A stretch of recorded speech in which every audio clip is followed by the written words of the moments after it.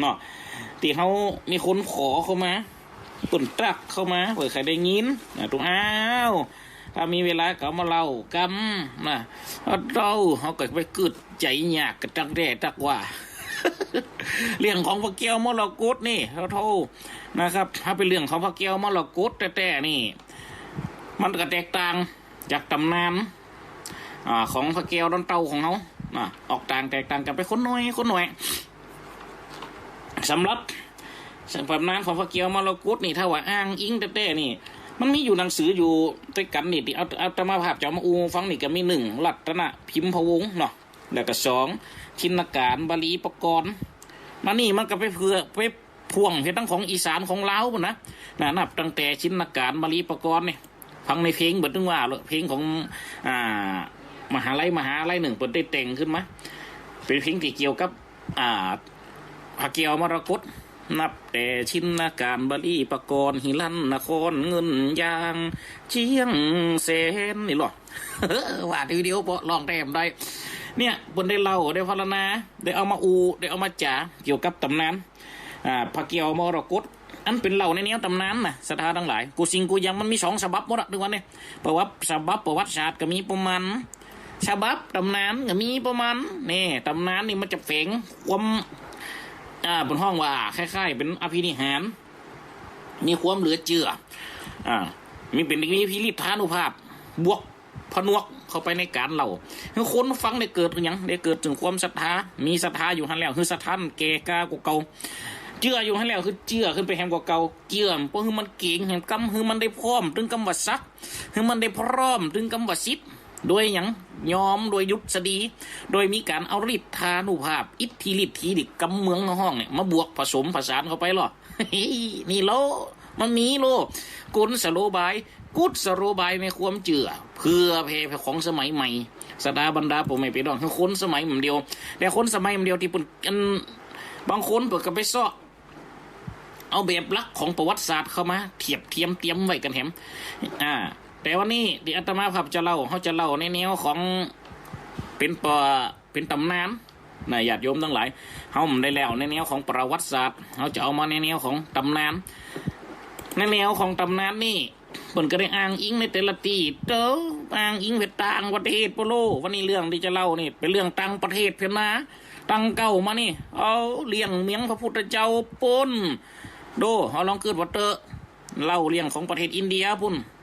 นี่เอาลองเกิดพอขนาดเขาไปเตะทำจุโจกในอัตมาภาพประเทศนี่เล่าเรื่องประเทศอินเดียหรอผมมีกันเตะอย่างเงี้ยนะวันนี้เขาเล่าดิบมีกันเตะ มีกันเตะเนอะเขาเล่าของกันฟังซื่อๆเนี่ยเนาะสถานทั้งหลายสำหรับ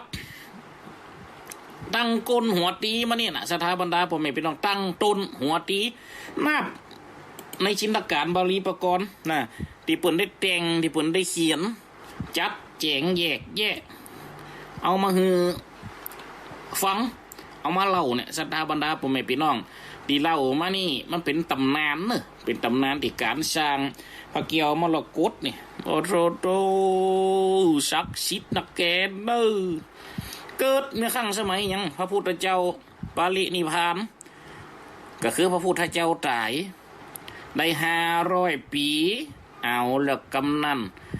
ก็มีการเปลี่ยนแปลงของยุคเปลี่ยนแปลงของสมัยศาสนาพุทธเกิดรุ่งเรืองไหลใสส่องสมัยนั้นก็ผ่านกาลเวลาพอถึง500 ปีนี่มันจะสน้อยแม่นก็สถาบรรดาพ่อแม่พี่น้องทอดยี่เจนคนนั่นเป็น5เป็น6เจนคนบ่กะแม่นก็ยุคนั้นสมัยนั้นก็มีพระมหาเถระตนหนึ่งชื่อว่าพระนาคเสนนี่สถาบรรดาพ่อแม่พี่น้องตอนนั้นครูบาอาจารย์บนตายไม่โลก็เลยกึดระดิกขี้กึดอีกขลิกกึดในใจศาสนาพูดน้องเฮานี่นะเดี๋ยวนี้กายมา5,000ภาวษาแล้ว500ภาวษาแล้วสุมาตรกังไป5,000หมดแล้วเนี่ยยังได้มันแต่นี่อย่างเงี้ยอย่างมาเป่งอย่างมาเป็นสัญลักษณ์สมัยตะก่อนนั่นยุค500 ปีนี่ยุคนั้นมีการแปลงพระพุทธรูปละนะสถานทั้งหลายมีการปั้นหุ่นละเป็นตัวแทนละ ของพระพุทธศาสนานี่มีการปั้นสารูปเจ้าปิมปาแล้วโลก็เลยอันคือดำริใช้สร้างพระพุทธรูปจะเอาอย่างมาแปลงถ้าเฮาคนได้ฟังเนี่ยเรื่องของเตดทำนี่ปีก่อนปีซื้นกะนะครับเปิ่นยังมีทำเรื่องนี้เขามาขายกันอยู่โลเรื่องมิลินทะปัญหานี่เรื่องมิลินทะปัญหานี่นะกับเป็นเรื่องของพระนาคเสนตุเจ้าตัวเนี้ยในทำอย่างเนี้ยสถานทั้งหลายตีกึดดำดิสร้างพระเกียวมรกตนี่นะเพราะว่ามันเกี่ยวกับของพญามิลินทะบุโรมิลินทะปัญหาหรือว่าในจื่อตั้งประวัติศาสตร์เนี่ยถ้าจื่อตั้งกรีกเนี่ยผลเป็นกษัตริย์แห่งเมืองกรีกด้วยก็คือว่าอย่างพญาอเมรันเดอร์เนี่ยอเมรันเดอร์มหาราชเนี่ยสถาบรรดาพ่อแม่พี่น้องก็คือในยุคสมัยนั้นพระนาคเสนก็เลยกึดเนาะจะเป่งยังสมัยตะกอนแต่ดำดิแขวงครั้งแรกนี่จะเป่งเพื่อเป็นสัญลักษณ์ได้นะสถาบรรดาพ่อแม่พี่น้องมันได้เป่งเพื่อไว้ได้ไว้ได้สายุคนี้ยังยุคนี้สมัยนี้มันใจเป่งเพื่อยังยุคก่อนๆน่ะดำริขึ้นมาเพื่อจะสร้างไว้เพื่อเป็นสัญลักษณ์ว่าตัดนี่ดินแดนนี่เป็นดินแดนแห่งพุทธภูมิตัดนี่เมืองนี่เป็นดินแดนแห่งศาสนาพุทธอิ่มได้โลเก่าแต่แล้วนะกระหมอกกึดได้ก็ดึงยังว่านะเนาะโอ้บุญสมปานเปิ่นกระนักวาสนาเปิ่นกระหลายโอ้ถึงยิงถึงใจไหลหลังทางคอนหมอกกึดได้นะใจแค่แต่จะเอาอย่างมาแปลงเอาทองคำมารอผมได้อะเดี๋ยวนะเกิดว่าเขาปูนรู้ของมิกาอย่าเอาเงินเอาคำมาเนี่ยกับอีกขลิกใจกึดมากึดไป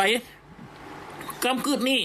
ล่วงหูไปเผียวปุ้นโตพญาอินอันอยู่สวงสวรรค์มวงเมนเดนตาวัดติงสาวัดในคณะนั่นที่พระอาจเกยอ่อนแต่ก่อนมากระดังดังศิลาประหลาดใจเกิดอะไรขึ้นณตอนนี้ทำไมที่นั่งของเราถึงบันดาลกระด้างขึ้นมาแบบนี้เล่าเปกใจจริงเฮล่ะพญาอินกระดังที่นั่งพญาอินกระดังเอาเนี่ยอย่างใดละกรรมนี่ร่วงรู้วิธีจิตของพระอรหันต์รูปนี้ที่ชื่อว่าพระนาคเสนตอนนี้ท่านกำลังดำริจะสร้างพระพุทธรูปดังนั้นเราจงลงไปหนุนสมภารแห่งท่านที่กำลังดำรินี้เถิดนี่หรอเราเกิดไปเกิดมากับจวนพระวิสุกรรมมากะท่านวิสุกรรมลอดพระวิสุกรรมก็ย่อมือสาน้อมไว้ขอเดชะข้าแต่พระองค์ท่านมีอะไรจะให้ข้าพระเจ้าช่วยหรือพะยะค่ะเรากำลังจะไปหาพระนาคเสนท่านจงลงไปกับเราเถิดได้พะยะค่ะกระหม่อมจะลงไปตามถึง2พระองค์ลงจากสวรรค์กับเทวบุตรเทวดาเนาะปีติ้งน้องนิ่งน้องนิ่งน้องนิ่งน้องนงติ่งน้องนงนะติ่งน้องนิ่งน้องโอ้ยังอีเก๋เลยว่ะโตเหาะจากสวรรค์ลงมากับมหาพญาบัดเจิดมหาพระนาคเสนถีละเจ้ากะเต้าคณะนั้นกะเท่านักแกกาเขามากราบสาน้อมไว้บอกตัวนี่น้ำล่อพญาเอ้ยหลวงพ่อเอ้ยว่ายังได้ตอนนี้ผมเมียนี่เนอพายผมเนี่ยพญาอินมากับพายมากับพระวิสุกรรมมายังการพญาลุงหลวงพ่อไข่เป่งพระเจ้าเจกาคูบาเฮ้ยแม่นแล้วหูได้จะได้โอ้กำเกิดปุ่นสดคือไปเผียมยังสวรรค์ปุ่นเดี๋ยวนี่ผมจะมาจุยเนอเปิด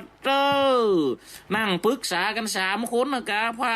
นาคเสนพญาอินวิสุกรรมจะเอาหยังมาสร้างเอาหยังมาเป่งกับใครได้เกี่ยวเนอมาเป่งนี่จะเอาเกี่ยวที่ไหนพญาอินกับปึกษากันกึดไปกึดมากึดได้ตีหนึ่งศักดิ์สิทธิ์เนี่ยนอนถ้าได้เกี่ยวแกนี่เพราะเป็นเกี่ยวแห่งจักรพรรดินี่สมัยตะกอนในเกี่ยวนี่มันจะมีหรอกเกี่ยวกูกวนปรมีแห่งจักรพรรดินี่ถ้าว่าจักรพรรดิลงมาเกิดบนโลกมนุษย์ได้นี่เกี่ยวไอ้นั่นก็จะไปเกิดเป็นของกูจักรพรรดิหรอจะเหาะไปหาจักรพรรดิองค์นั้นเลยโดยมันต้องได้ไปเอามันต้องได้ไปขุดมันต้องได้ไปปึดมันต้องได้ไปแงะมันต้องได้ไปง่ายมันต้องได้ใจไปหาโอ้ มันอยู่ไหนอะแก้วแกนนี่เอโลใครได้อะกาเนาะเอามาเป่งพระเจ้ากูจะรอเป่งพระเจ้าดีๆงามๆจ้างสั่งมาแกะสลักสกรรมล้อยากาแม่นก่อสถาบรรดาพ่อแม่พี่น้องปรึกษากันแล้วบุญไปได้แก้วแกนหนึ่งหู้อยู่ที่หนึ่งเดี๋ยวนี้นะปรึกษากันเอาไปเอาที่ไหนปูนเขาวิบูลย์บรรพตปูนโพดเตอร์และตีหันมันเป็นตีที่เกี่ยวที่ชื่อว่ารัตนะหรือว่าห้องแฮมจื่อนึงก็คือเกี่ยวมณีโจทย์เป็นกู่กวนแห่งจักรพรรดิอยู่ปูนเนาะเขาวิบูลย์บรรพตปูนเตอร์ใจไปเอาวิชุกรรมเฮ้ยว่าอย่าอินกับห้องโลวิชุกรรมขาไปเอาเกี่ยวคือจิมเนอร์ได้ก็เกี่ยวไหนครับปูนนั่นเขาวิบูลย์ระวันโพดปูนนั่นไปเอามาเตอะเกี่ยวรัตนะมณีโจทย์นะไปเอามาคือคากรรมได้ก็ได้ครับแต่ว่าเดี๋ยวก่อนอย่างเขาวิบูลย์ระวันโพดนี่มันเจว่าอันว่าอีนะพญาอินเฮ้ยมันเป็นอย่างไรอ่ะมันมีเทวบุตรมันมีอสูรเนอะสุมาเด้อกังหาเทวบุตร เล่าเรื่องอันนี้เพราะมันมีอสูรเผาอย่างนั้นนะกู้ประตูกู้จิกกู้แจงกู้เฉลงแง่มเผาอย่างเผาเกี่ยวรัตนะมณีโชตนี่เพื่อล้ออย่างล้อจักรพรรดิลงมาเกิดเมื่อมหาจักรพรรดิลงมาเกิดบนมนุษย์สโลกโลกาเกี่ยวแกนี่นะก็จะเหาะจะร้อยไปหาเจาะผลโจรหนังงานไม่หาจักรพรรดิองค์นั้นดังนั้นตอนนี้ถ้ามีไผเกิดเตี้ยหมู่บรรดาอสูรละทั้งมวลทั้งหลายเนี่ยกับเผาอยู่5 กาผมไปเอาไปได้อย่างผมจะมีกำลังปอโลโอ้อันใดอย่างใดอ่ะต้องเอาท่านพญาไปตัวพญาอินไปตัวผมเนาะป้าเตอถึง2 คนกับป้ากันไปกะสถาทั้งหลายก็เหาะไปถึงพญาอินเหาะไปถึงต้าวิชุกรรมลุงอยู่นี่ท่าผมเนอะว่าบอกฝนักเกษตรเดี๋ยวผมจะเอาไปเอามาฮือว่ากับป้ากันไปกับสานไปเหาะไปปุนเหาะไปเขาวิบูลย์บรรพตปุนก็ไปอูไปจ๋ากับพญากุมพันธ์ปุนก็ฮือตีปรึกษาจัดดีแล้วกุมพันธ์นี่สถานทั้งหลายเนี่ยอย่างวัดพระเกียวดอนพระเกียวกรุงเทพเพราะนี่จึงมียักษ์รักษาประตูพอเผานี่เขามาพอเตอะก็เพื่อพอยังพอเผาเกี้ยวแกเนี่ยนะเป็นสัญลักษณ์หรอสถาบรรดาพ่อแม่พี่น้องเลยมียักษ์คอยดูแลพอเผาเอาไปพอเตอะยักษ์วัดพระเกียวนี่ปกติยักษ์วัดอื่นจะบินหน้าออกนอกนะแต่ยักษ์วัดพระเกียวนี่บินหน้าเขาไหนเผื่อพอยังพอเผาพระเกียวมาหลอกกดเนี่ยสถาบรรดาพ่อแม่พี่น้องไปถึงตีปุ๊บก็ของผลเนี่ยคนผลกึดดีเนาะกึดดีเนี่ยดีอสูรละภูเป็นพญาแห่งเนี่ยพญาแห่งอสูรทั้งม้วนก็ฮือตีปรึกษาเลยพญามายังเพิ่งกระถามกันหรอพญาอินลงไปคันหนึ่งคันปุ๊บปิ้งโดนบันดาลเป็นพญาอินโดนบันดาลเป็นตาวิสุกรรมเจ้าพญาอสูรหันใส่ท่านมาทำอะไรหรือณที่ตรงนี้ อันข้านี้เป็นเจ้าแห่งกุมพันธ์ทั้งมวลท่านมีอะไรให้ข้ารับใช้ก็บอกมาเถิดท่านมหาเทพแห่งสวรรค์ชั้นที่2ท่านจงบอกเราเถิดเรามีเรื่องจะปรึกษาท่านเพราะตอนนี้ข้ากับพระวิสุกรรมได้เดินทางจากสวรรค์มาเพื่อจะมาขอเอาแก้วมณีโชติอย่างนั้นเลยท่านจะเอาไปทำอะไรเราจะเอาแก้วมณีโชตินี้ไปแกะสลักเป็นพระพุทธรูปถวายเป็นพระพุทธบูชาท่านจะได้ไหมฮะยังงั้นเลยเหรอ เต้าอูปรึกษากันกับเต้าแม่นถ้าใดนี่ได้อยู่แต่แก้วมณีโจทย์เนี่ยนะมันเจว่าอันว่าอีมันเป็นของระดับมหาจักรพรรดิราชราชาปนจะไปฮือไผ่ไปได้อย่างก็เกิดว่าวันนาถ้าจักรพรรดิลงมาเกิดหรอข้าวฮือไปนี่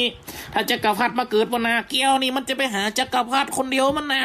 มันต้องมีไผ่มามันก็จะลอยไปคนเดียวปัดเตออันแฮมเมอร์แม่นแล้วจริงหรือฮิโลแน่นะว่าก็แน่สิงั้นเราทำไงดีถ้าเราไม่ได้แก้วนี้เราจะไปเอาแก้วตรงไหนฮิโร่พญากุมพันธ์งั้นข้ามีอยู่แก้วลูกหนึ่งชื่อว่าแก้วอมรกต ปาเต้าแก้วยังกะอะมรกตปาเต้าอยู่ไหนอยู่หิมไงฮะเนาะไปเอาเลยปาเต้าอยู่หิมกันฮันแต่กะแม่นแล้วปาเต้าแก้วแกนี่ก็มีซักมีสีเป็นสมบัติของไผสักคนเป็นของมหาจักรพรรดิเป็นของรัตติราชบ่เป็นของเมืองใดบ้านใดสักเตียแต่ข้าก็รักษาอยู่เผาอ่ะป้าปายพอแก้วแกนี่ที่จะว่าแก้วอะมรกตเนี่ยยังมีบริวารที่เป็นแก้วแหม750 เกนก่อนเป็นพญาแก้วเหมือนกันเนาะเอาก็ว่าท่านอยากได้หรือเปล่าล่ะ ข้าแนะนำให้งั้นได้ท่านเราต้องการพอดีโอ้งั้นก็ให้ไปเอาแก้วลูกนี้เถิดอยู่ห่างกันไม่มากอยู่ดอยอยู่ภูเขาอยู่บรรพตตรงเดียวกันนี่แหละงั้นไปด้วยกัน3 คนนี่เหรอป้าติ้งน้องป้ากันไปอะกะเหาะไปโอ้ไปปะใส่ฮันแล้วหมุนนี่ลุ่มนี่แหละ ข้าขอยกให้ท่านเอาไปแกะสลักเป็นพระ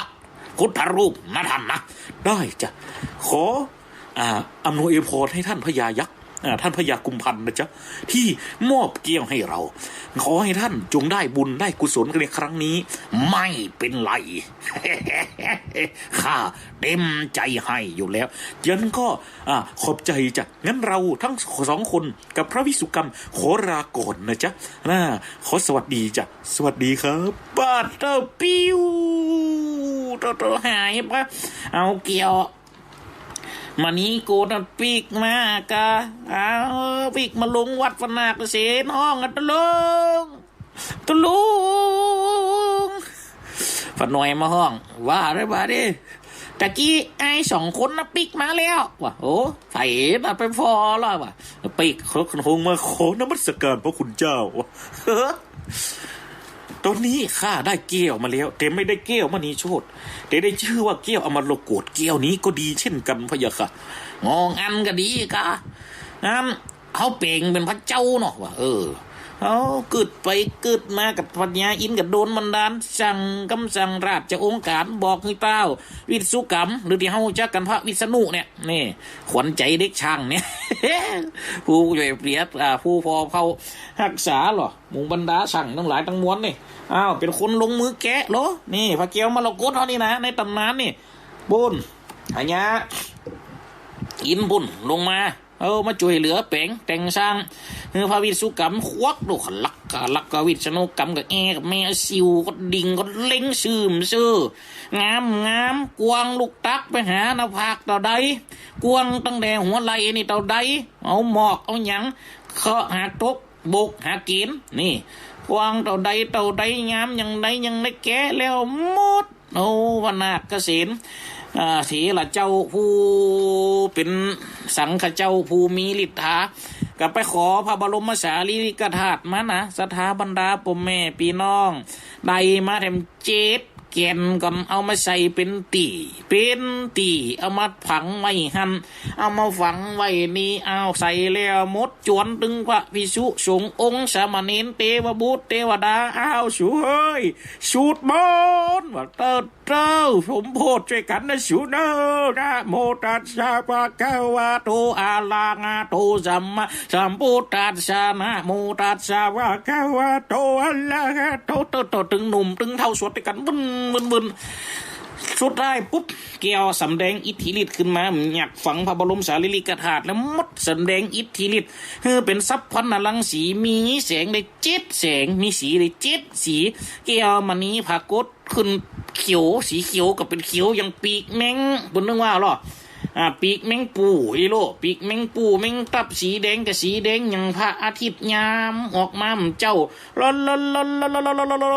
สถาบรรดาพ่อแม่พี่น้องเจ้าบ้านเจ้าเมืองดีอกดีใจใดพระเจ้าไม่เขียวเหี้ยงามแต่มึงเอ้ยว่ามาไวมาสากันกูเจ้าสำแดงฤทธิ์อยู่หันเป็นสัญลักษณ์ได้หรอสถานทั้งหลายสมัยตะก่อนมันเป่งเนาะ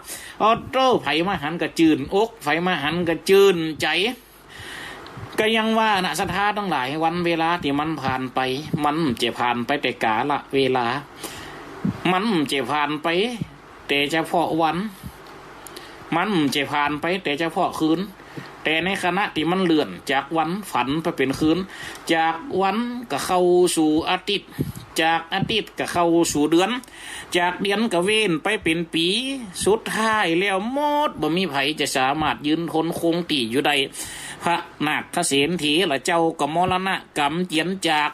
ปาดผากจากไปเหียก็อยู่นะเมียงป่าตะลีบุตรทันมาแหมหลายร้อยปีอยู่นะสถาบรรดาพ่อแม่พี่น้องนี่ก็ย่อมจะต้องเปลี่ยนไปตามกาลเวลาของมันน่ะ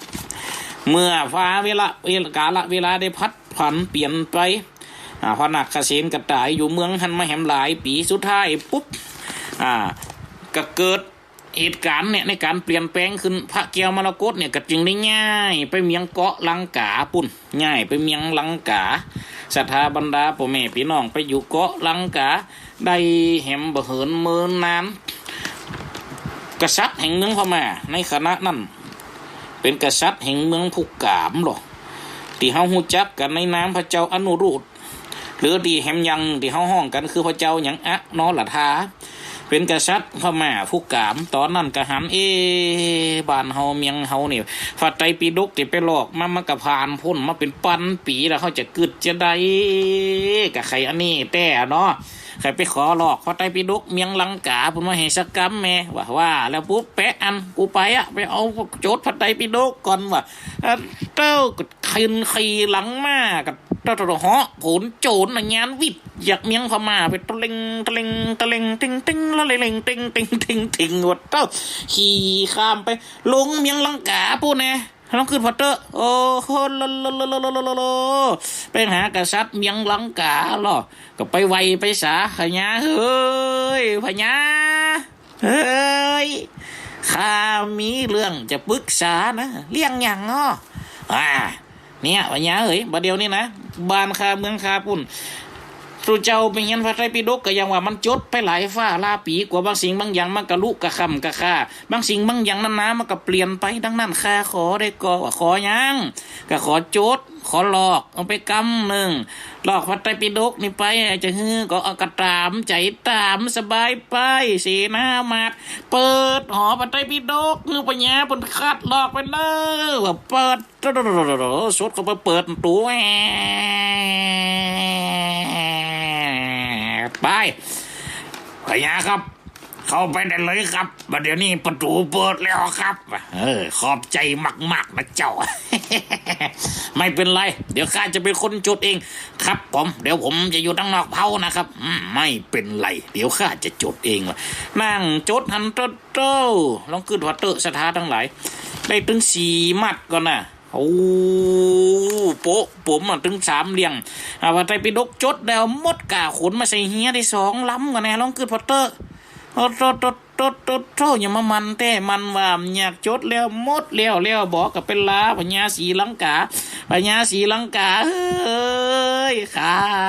บผมจดแล้วนะเป็นยังผมจะปิกบานปิกจองแล้วเนอะตามสบายโชคดีเนอะเดินทางปลอดภัยจะไปทางใดจะปิกทางเฮียยามมาขี่มายามปิกเฮียเนอะพญาเนอะอันกำเป็นยังเอากระโขนวัดไตรปิฎกดึงมดดึงมวลขึ้นใส่เฮียลวดขอยืมพระเกียวมาหลอกกดมาตัวเด้อแม่นสมัยตะก่อนมันฮือกันง่ายเนาะปุ่นเอาไปเป็นสัญลักษณ์เอาไปตัวเตอว่าพญาศรีลังกากับโป่งเอาใส่เฮียมาด้วยกันถ้าเจ้ากำนันเฟียมาตึกเฟียมันเอาขนขึ้นเฮียแล้วมดกับเสนาอามาตย์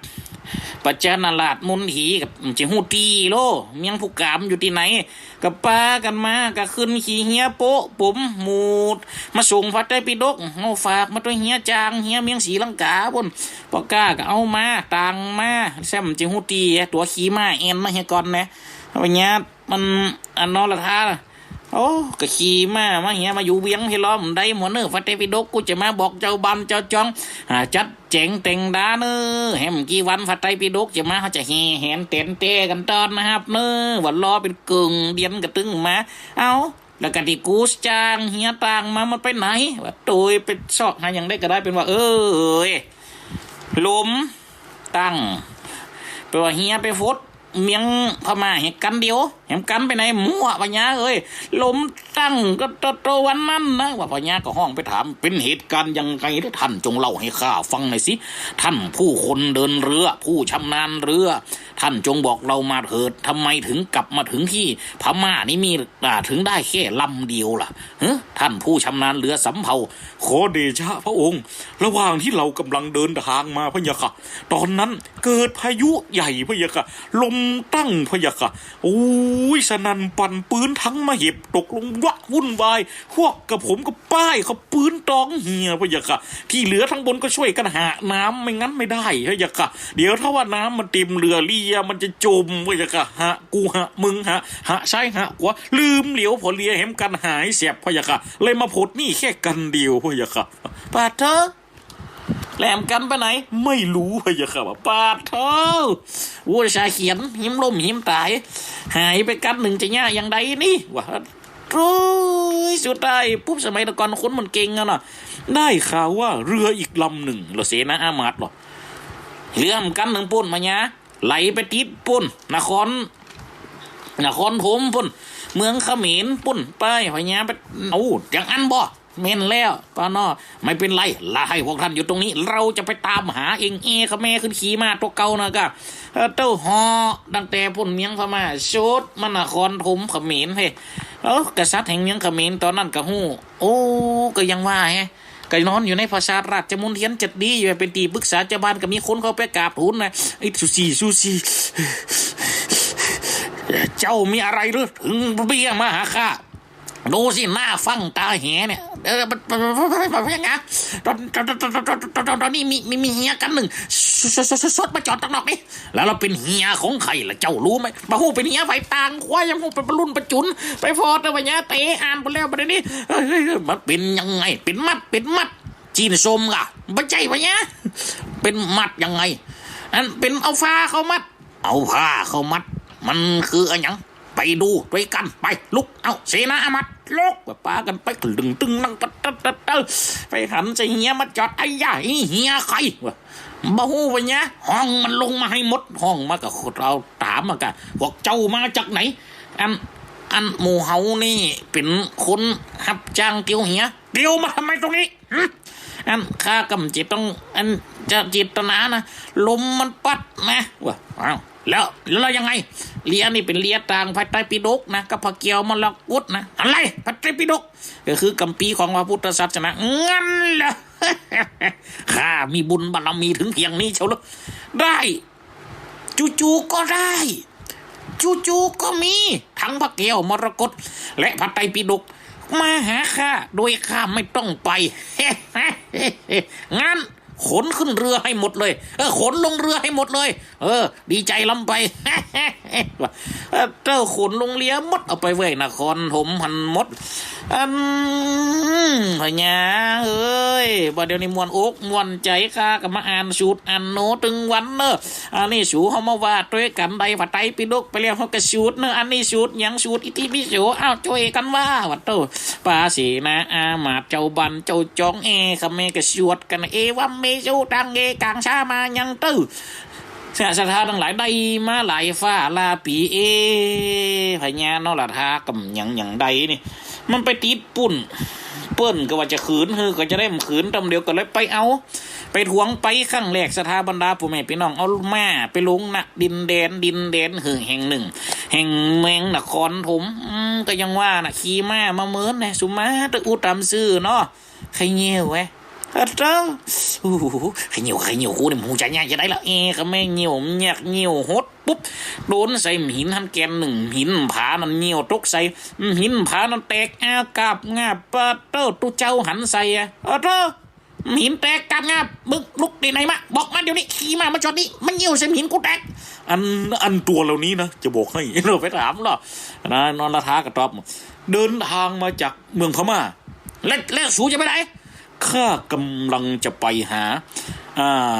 พระไตรปิฎกของข้าที่มันหลงมาที่เมืองเนี่ยที่มันติดมาที่เฮียน่ะคืน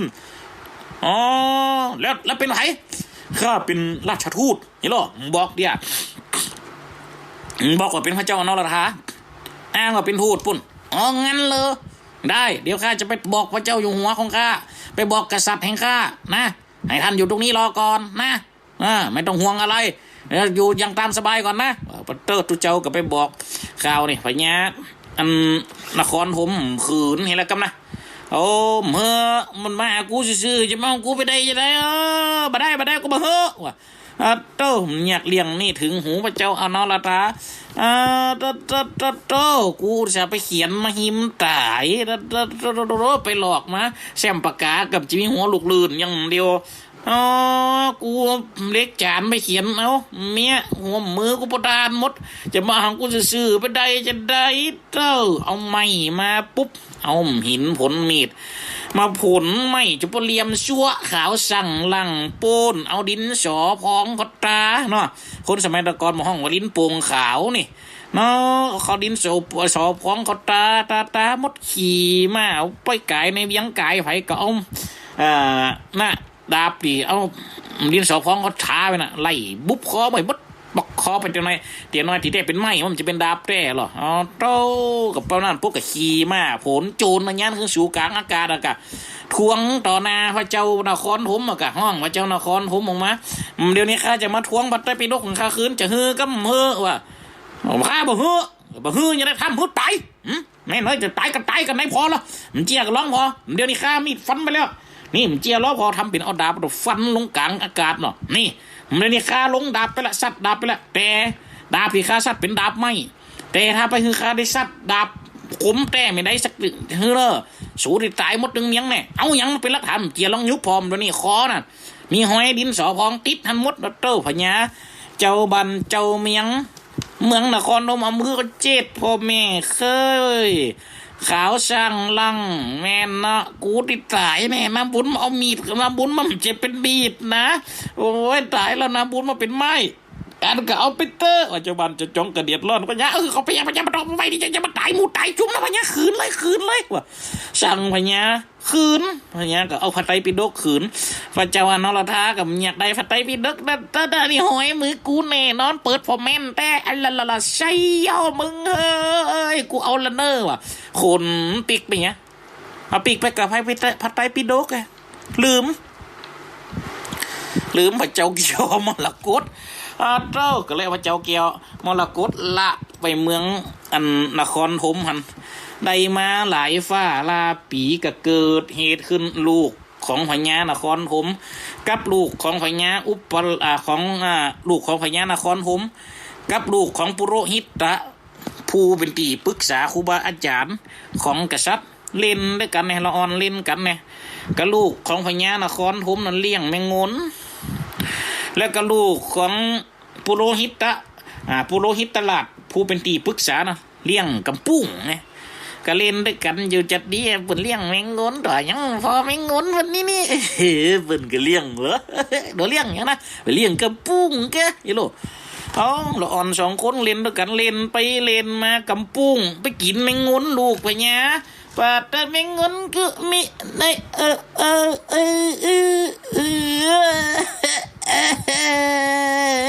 อีป้าเมียกำปุ้งมากินแมงงนลูกเนี้ยว่าปัดเธอ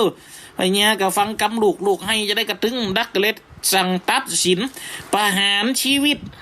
ลูกของปุโรหิตเนี่ยโอ้สุดท้ายมาแล้วมดประหารชีวิตลูกปุโรหิตก็ยังว่านะสถานทั้งหลายก็เป็นเหตุการณ์ที่มันเกิดขึ้นพญานาคเรื่องนี้มันเล่ากันไปหรอกพญานาคอยู่ปืนบาดาลก็หู้ข่าวก็โดนบันดาลแม่เฮ้ยพญานครธมเนี่ยมันถูกอะโดนบันดาลขึ้นน้ำท่วมบ้านท่วมเมียงไงสถาบันดาพ่อแม่พี่น้องเจ้าบ้านเมียงอยู่จัดดีสุดท้ายมาน้ำท่วมย้อนกำปุ้งกินแมงมุมตัวเดียวลูกพญาให้เนี่ยศรัทธาทั้งหลายสุดท้ายก็มีคนปลาเอาพัดเกี่ยวมรกตหนี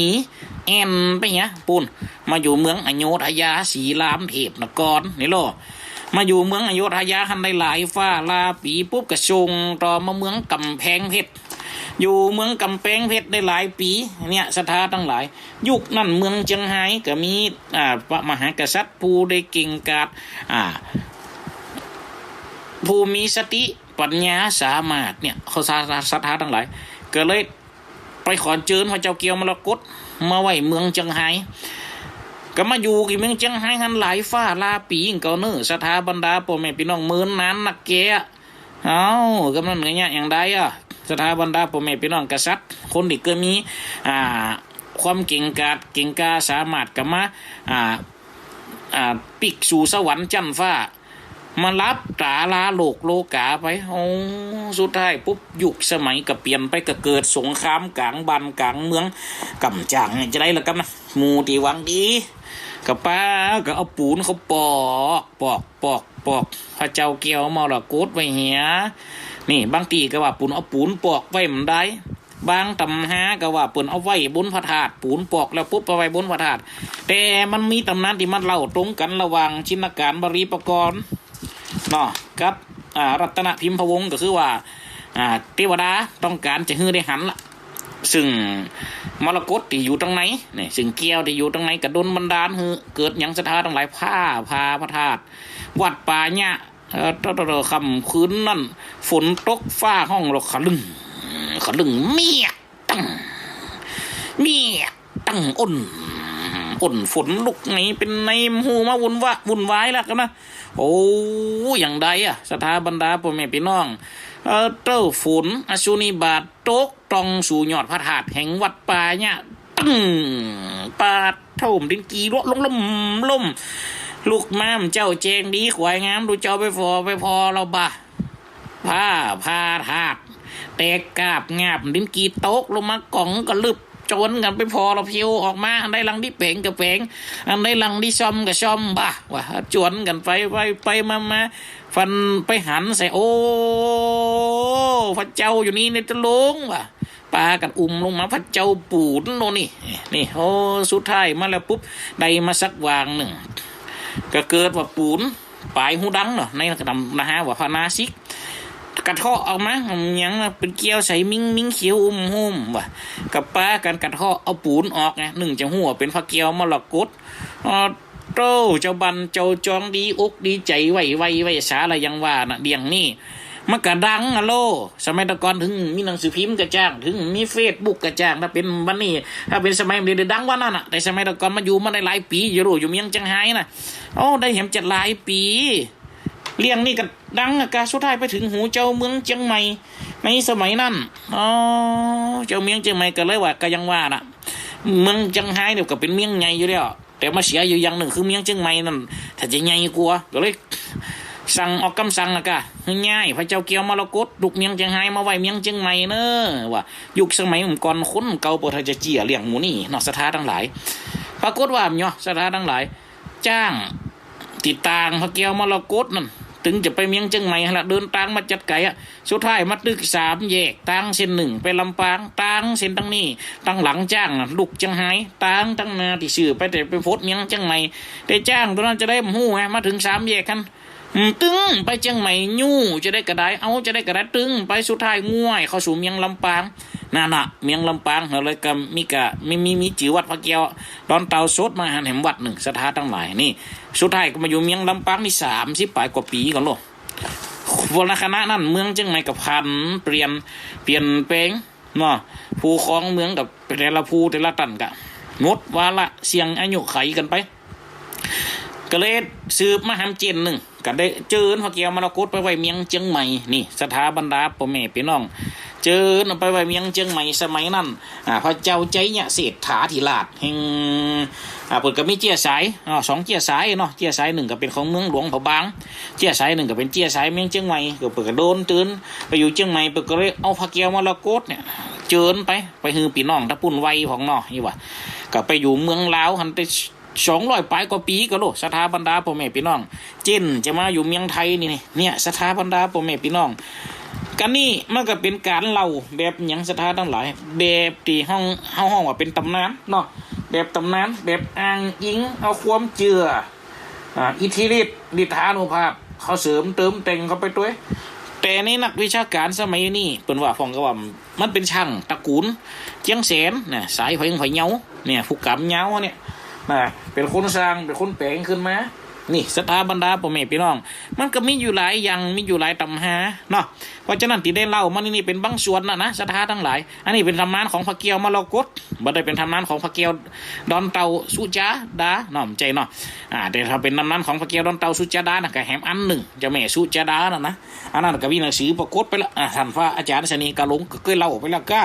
นะครับเป็นมิเต็งเป็นข่าวเป็นบทเป็นกรของปุ่นออกมาอันนี้ก็เป็นแฮมส่วนหนึ่งศรัทธาบรรดาพ่อแม่พี่น้อง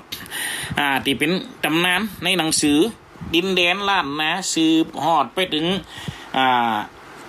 ล้านจ้างเนาะสืบไปเผียวเมืองอีสาน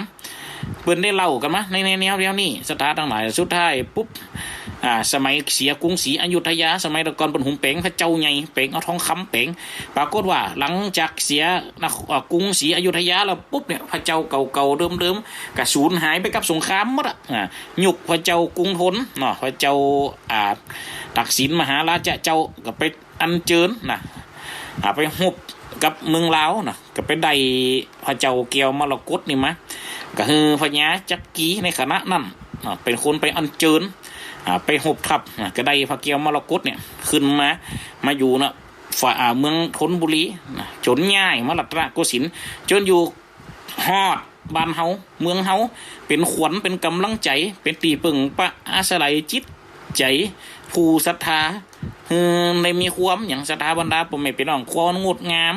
ความฮักต่อพระพุทธศาสนาสืบฮอดมาจนปัจจุบันกาลเนี่ยศรัทธาบรรดาพ่อแม่พี่น้อง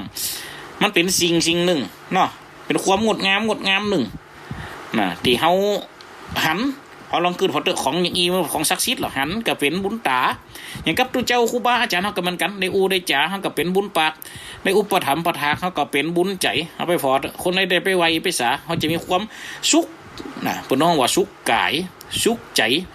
สุขเมื่อได้หันสุขเมื่อได้พอสุขเมื่อได้ไวสุขเมื่อได้สาเนี่ยศรัทธาบรรดาพ่อแม่พี่น้องเพราะสิ่งเหล่านี้เปิ้นมีความศักดิ์สิทธิ์ของเปิ้นโลมีเทวบุตรรักษาเทวดาพอเฝ้าปดึงอ้างเพียกรรมหมู่เนี่ยศรัทธาบรรดาพ่อแม่พี่น้องเพราะมันเป็นของหยังของเต้าของเจ้าที่เป็นพอเฝ้าดูแลเนี่ยศรัทธาทั้งหลายของหมู่นี้ย่อมมีความศักดิ์สิทธิ์หรอศรัทธาบรรดาพ่อแม่พี่น้องคนก็เลยฮักคนก็เลยศรัทธาถึงพร้อมได้ซักและก็สิทธิ์มีอิทธิฤทธิ์สมเปิงแห่แก่การได้ไวแก่การได้สาเนี่ยศรัทธาบรรดาพ่อแม่พี่น้องอันนี้ก็เป็นตำนานหนึ่งเนาะที่เขาไปฟอดถ้าเขาได้ใครอ่านก็ไปไล่ซอกพอหนังสือหมู่นี่ศรัทธาบรรดาพ่อแม่พี่น้องวันนี้อาตมาภาพพระดำรงพลหมู่นี่วังโสเอามาเล่าเอามาจ๋าเอามาพันละนะเขาได้ฟังกันได้ศรัทธาบรรดาพ่อแม่พี่น้องเนาะอันใดดีเขากับประกันเก็บไว้อันใดให้ก็คืนมือนี่ฮะอันนี้ก็เป็นส่วนหนึ่งที่มันได้เกิดขึ้นมาแต่มันเป็นเกิดขึ้นมาในก่อนยุคของเขาเนาะนับพุทธศักราชว่าได้500นี่ที่เพิ่นยืนยันมานะที่มันการนี่มีการแปลงขึ้นมานับพุทธศักราชว่าได้500จนหอดปัจจุบันนี่ได้2,566 ปีเหตุการณ์จะเป็นมาเป็นไปจะยังไดเฮากำจิหูในอดีตการแต่ก่อนแต่อนาคตการและปัจจุบันการเนี่ยเฮาก็พยายามรักษาสิ่งเหล่านี้ให้อยู่ดีที่สุดเนาะศรัทธาบรรดาพ่อแม่พี่น้องอยู่เป็นธรรมเนียมเว้นชาติศาสนาพระมหากษัตริย์ดูแลพอเฝ้าด้วยความจงหลักภักดีด้วยความมั่งความมีความดีความฮักเกิดซึ่งความศรัทธาอันเก่กา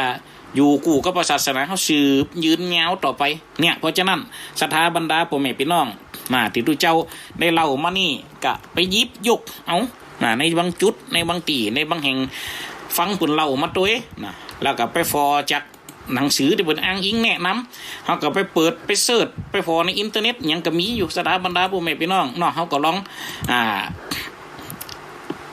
เขาก็ลองพิจารณาพอตามความเป็นไป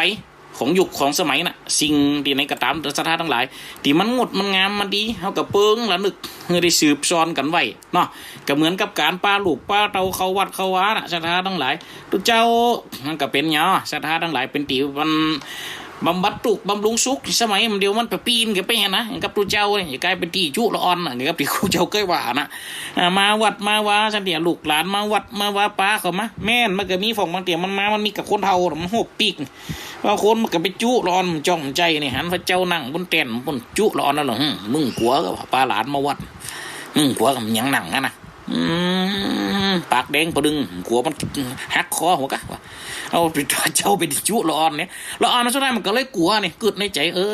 ดี๋ยวก่อนเตอะมึงเดี๋ยววันนี้กูใหญ่ก่อนกูจะเป็นอุลตร้าแมนมาปราบพระเจ้าก่อนนี่มันก็เลยกึดไปจะอีไปเงี้ยเพราะฉะนั้นสถาบรรดาพ่อแม่พี่น้องนอกเกิดติป่อกอติแม่แก่ติลูกผูกติครูบาอาจารย์ประสานประสงค์ช่วยกันดำรงคงเอาไว้อันใดติมันดีมันงดมันงามก็สืบซ้อนกันไว้เนาะรักษาได้แต่ใดก็เอาไปได้แต่อันละศรัทธาทั้งหลายยุคสมัยมันก็เปลี่ยนไปอันใดดีก็สืบไว้อันใดให้ก็ปล่อยควงเอาสิ่งดีๆสืบทอดเนาะของเก่าแล้วเอามาคัดสีติดลุงท้องบนว่านั่นโลเป็นของดีสืบลูกสืบเต้าพ่อแม่ครูบาอาจารย์คนแก่คนเฒ่าเป็นแบบเบาแต่ตักของจะดีของจะงามคนจะหุมคนจะหักมันก็อยู่ที่เฮาเนี่ยปิดเจรณาเนอะสถาบรรดาพ่อแม่พี่น้องสืบซ้อนกันเอาไว้เนาะเพราะฉะนั้นวันนี้อาตมาภาพก็ได้ได้จ๋า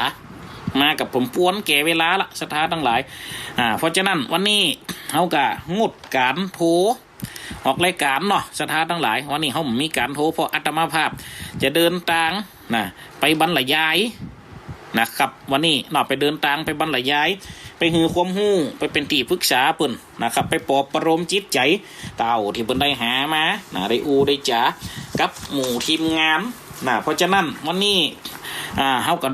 ก็เลยมีการงดการโทรก่อนสถาทั้งหลายเพราะได้การออกรายการวันนี้เป็นเทปบันทึกเสียงเป็นเทปบันทึกเสียงที่เขาเอามาเปิดเพราะอาตมาภาพก็ได้อัดในเวลาไม่แรงนี่เช่นเดียวกันก็จะส่งตั้งรายการสถานีวิทยุเปิ้นเพราะฉะนั้นก็ขออำนวยอวยชัยคนฟังทั้งหลายให้อยู่ดีมีสุขอายุมันยืนยาวร้อย20ขวบเข้าวาษาหิมากล้าขึ้นปันลำปันรวยหิเงินในเงินหิทองในทองให้สมใจปองสมดังใจไฟเกิดสิ่งใดให้สมใจหวังของสตังไหลมาบ่ขาดมีโจกมีลาบมีเงินหลายๆมุ่งมาปรารถนาในสิ่งอันใดขอให้ได้ดังสมมโนในไฟอ้างกันกูคู่กูคนเนาะนกสั่งลาฟ้าป่าสั่งลาหนองนกเขาลากรดอนสั่งลาห่างกบลาเขาหูเสือลาจากทำนกเขาลากรป่าไม้กำอูกำจ๋ามาเกะก่อนใกล้นับฮือใดเป็นดีฟังกันไว้เตอฮือเป็นสักขีเก็บเอาของดีสืบต่อไปนาขอเจริญพรความสุขความจุ่มเย็นจุ่มมีเกศธาไว้ณโอกาสนี้ขอเจริญพรเนอะครับเนอะสัตตุกุคน